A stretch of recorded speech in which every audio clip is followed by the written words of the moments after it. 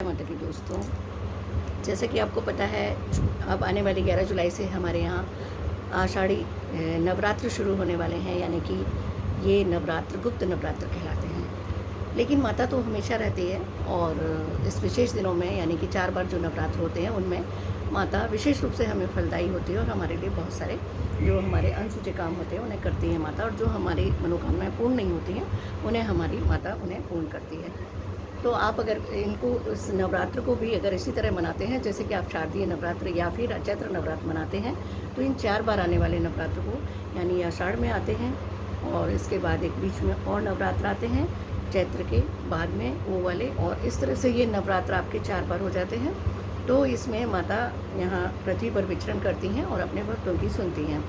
तो हम अगर भगवती का स्रोत अगर उस दिन करते हैं, ज़्यादा कुछ नहीं करते और एक दिन एक टाइम खाना खा के रह सकते हैं और फलाहार रह के रह सकते हैं तो और भी अच्छा है। अगर आप खाना खा के रह सकते हैं एक टाइम तो भी आप कर सकते हैं, दोनों तरह से जैसा आपको सुविधा लगे आप कर सकते हैं। देखिए इसका भगवती स्रोत है, ये बहुत आसान है। जय भगवती देवी नमो वरदे, जय पाप विनाशिनी बहुफल दे, जय शुंभ निशुंभ कपाल धरे, प्रणमामि तु देवी नरतारि हरे, जय चंद्र दिवाकर नेत्र हरे, जय पावक भूषित बकावरे, जय भैरव दे निलय परे, जय अंडक दत्त विशेष करे, जय महिषासुर मर्दनी शूल करे, जय लोक समस्त का पाप हरे, जय देवी पितामह विष्णुनते, जय भास्कर शुक्र शिरोनते, न सन्मुख सायुदेशनुनते, जय सागर गामनी शंभुनते, जय दुख दरिद्र विनाश करे, जय पुत्र कलत्र विवर्धि करे, जय देवी समस्त शरीर धरे, जय नक दर्शनी दुख हरे, जय व्याधि विनाशिनी मोक्ष करे, जय वांछित दायिनी सिद्धि वरे, एतद् व्यास कृतं स्रोतं पढ़े नित्यं शुचि गृहे वा शुद्ध भावेन प्रीता भगवती सदा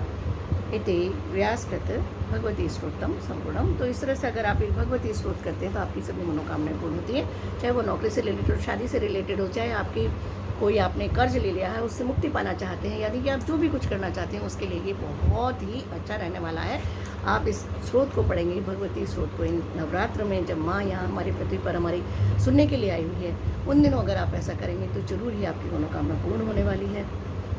और माता के इस तरह से अगर दुर्गाई नमः करके आप नाम करते हैं 108 तो ये और भी फलदायी होते हैं। जैसे शुरुआत नाम परशुराम क्रमाशनी ये सब प्रसादन दुर्गा पिता पर, ये दुर्गा सप्तशती में है।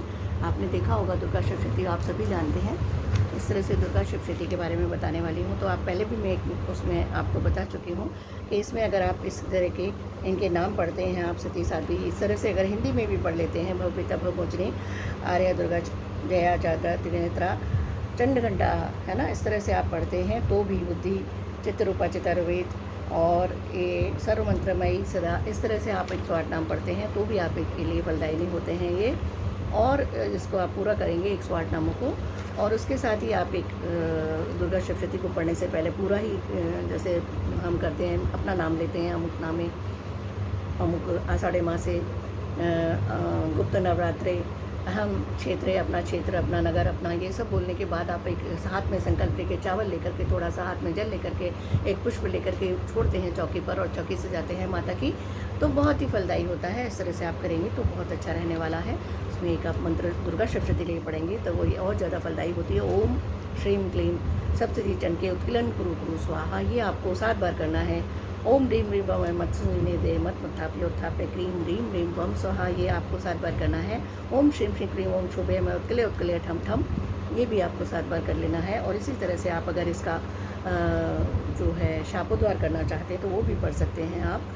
और उनको मंत्रों को करने के बाद, इसको तिलक करने के बाद आप अगर पढ़ेंगे दुर्गा सप्तशती का फल अच्छा मिलता है। कवच है, अर्गला है, किलक है और आपका सिद्धि कुंज का स्रोत है। इतना अगर आप कर लेंगे, अगर सारे इसके 13 अध्याय नहीं करते हैं तो कोई दिक्कत नहीं। अगर आप 13 अध्याय कर सकें उनमें से अगर आप पहला और लास्ट पढ़ें, इस तरह से अगर पढ़ते हैं आप तो भी आपको फलदायी होने वाला है।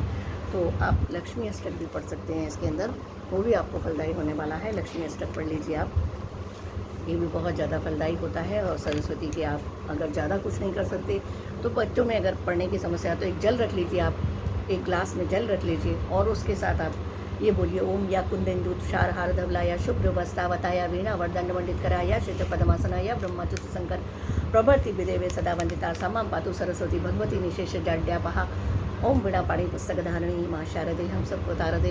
ओम सरस्वती नमस्तुभ्यं वरदे कामरूपिणी विद्यारंभम करिष्यामि सिद्धिर्भुवि। अगर आप ये पढ़ते हैं तो भी आपके लिए बहुत फलदायी होने वाला है।